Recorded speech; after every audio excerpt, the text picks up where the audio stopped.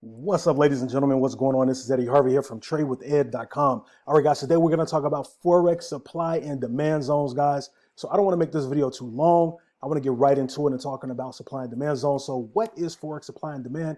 Guys, what supply and demand are areas in the market, right, where price has formed new zones where prices went up to that area and has tried to break that area, but it did not, and then went to the other side to help create that supply and demand zone. Similar to support and resistance, right? Where support and resistance, guys, price has already been at that area in the past, and it may be going back up to that area right now, currently, right? And it's creating that zone for you to give you support and resistance areas.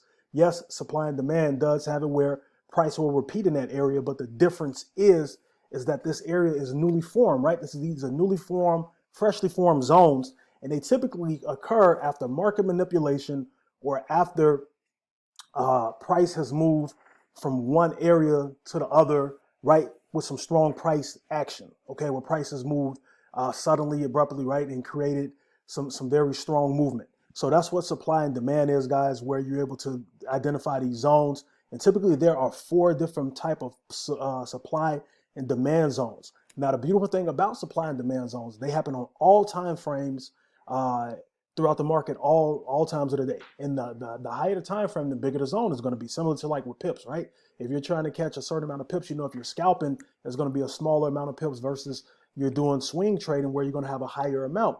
You're going to see smaller and bigger zones based off of the time frames that you're looking at as well. So here I am on a 1 hour chart on GBP USD. I have some zones marked up that I'm going to show you to identify the supply and demand. But before I do that, what I want to do is show you what these look like. All right, so let's get into it, guys. For the sake of saving time, I've already drawn these out and shown you, identify what some of these zones look like. All right, so let's take a look here. The first one we're going to identify, guys, is a drop-based rally. A drop-based rally. Now, when you're looking at these zones, they're typically forming, again, like I said, after market manipulation or after some strong price action, right?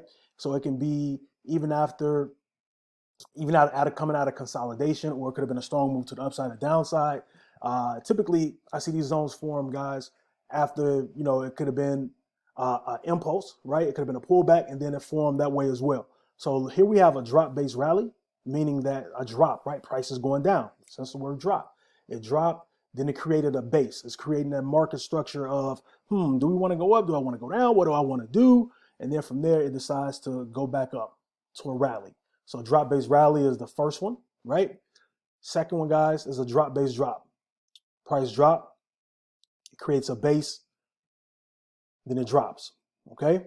The third one being a rally-based drop. Price went up, it rallied up, it created a base, then it dropped to the downside. And the fourth one being, guys, a rally-based rally, okay? When price went up, it created a base, right? Then it continued to the upside. Okay, now if you're looking at these, right, out of these zones, obviously you're looking for potential entries for you to get into the market. Now, can you trade inside of these supply and demand zones? You can. Some people do, right? But I like to look for more entries coming out of them, because it's predicating based off of what's already formed. It's showing me where I can get in for a potential entry based off of which supply and demand zone I saw forming.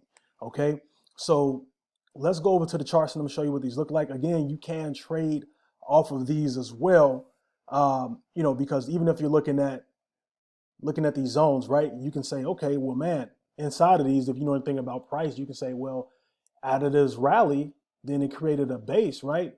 I'm seeing what? A double top, a double bottom. So I know if it go back up, right, for another move to the top, right, creating, that's now a triple top. I can say, man, this is a strong indication off of this rally based drop is going to drop back down. I can get in right here for a buy, okay? I mean, excuse me, for a sell. And that's you trading what? Double tops and double bottoms, okay? And that's the vice versa, the W's and the M's you can see right here. Boom, you can get in. You see this happen, the drop, the base, right? One touch, two touch, price came back down, I'm getting in right there off a third touch. Okay, a triple bottom, I'm getting in for a buy. That's a way you can look at that potentially if you're trading double tops or triple tops and triple bottoms, whatever you utilize. Same thing can be said for the drop base rally, right? Price dropped down, created a base. You can say, okay, once again, price comes back down. If it breaks this level, a breakout, I'm gonna get in right here and take this price down. And a rally-based rally, price rallied up. It created this consolidation. If it comes and it breaks this level right here, all right, I'm getting in for a buy if you're trading breakout. So those are different ways you can see it based off of that.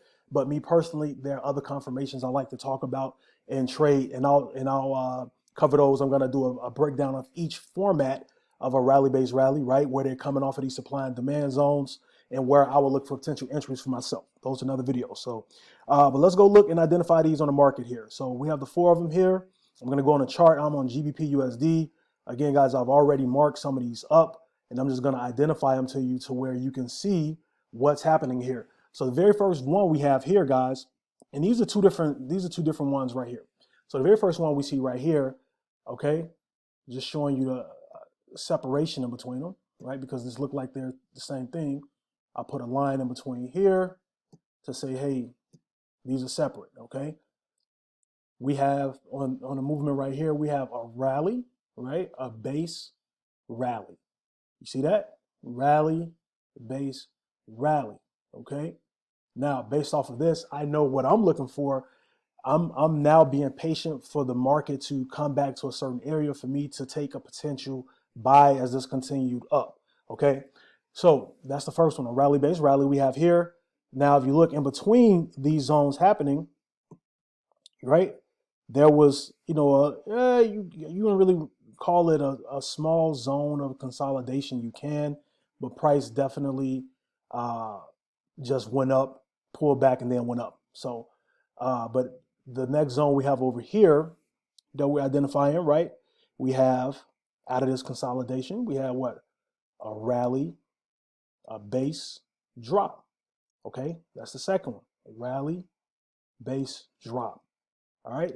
The third one we have here, this is beautiful because we had a big base or consolidation zone right here, and there was some really nice price action movement on this as well.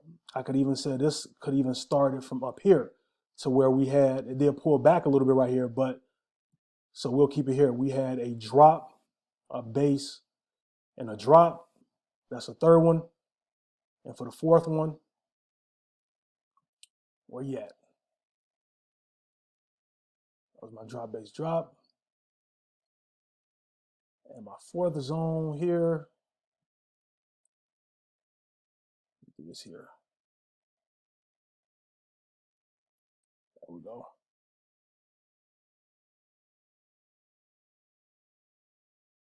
Did I pass it?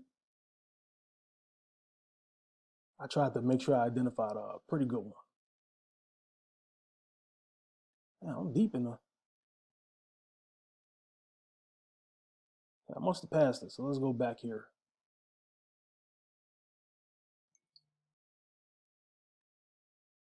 Oh, there it is. I passed it. Okay. Blow this up a little bit, make this a little bit bigger. And for our fourth one, we had a drop, a base, and a rally. All right. So those are the 4 zones, guys. What I would tell you to do if you want to get good at them, man, you can definitely get on a chart. Go on a chart and mark up these zones, right? And just go identify them. Try to identify 25 to 50 of each one, and make them a strong point of knowing, obviously these are the different zones, and knowing off of these supply and demand zones that typically coming out of these zones, you can find yourself a potential entry or find your entry inside of these zones. All right. So I hope you all got some value from this video, man. I appreciate you guys hopping on here with me. If you want to learn more about supply and demand zones, about Forex trading in general, guys, simply go to tradewithed.com for more information on how you can make that happen. I really appreciate you guys. And before you go, if you found this video to be of value, do me a huge favor and hit that like button. If you want to see more of my content, go ahead and subscribe to my channel and also hit that bell so you can be notified when I drop new videos. Talk to you guys soon.